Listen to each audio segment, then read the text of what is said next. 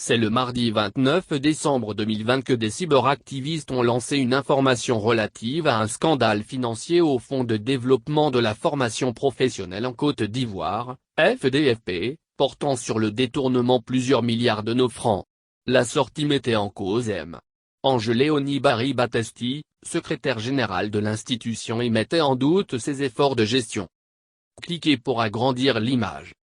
Relayé par plusieurs organes, alors même que le FDFP présentait ses acquis sous l'ère Battesti en janvier 2021, ces allégations ont interpellé les départements ministériels dont dépendent le FDFP et les institutions en charge de la bonne gouvernance et de la lutte contre la corruption dans notre pays.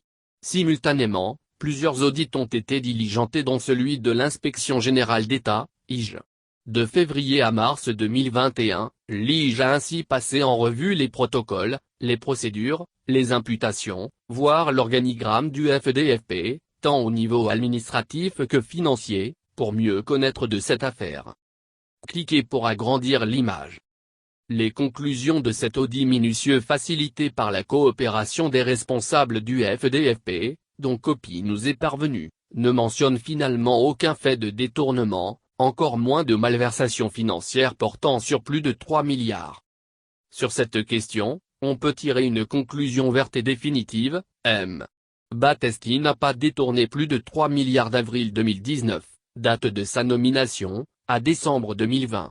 La chose est corroborée par le satisfecit du Conseil des ministres qui, dans son communiqué final en date du 16 juin 2021, notait qu'au titre du ministère du Budget et Portefeuille de l'État, le Conseil a adopté 2 commissions. La première est relative à la situation d'exécution budgétaire des établissements publics nationaux, PN, à fin décembre 2020.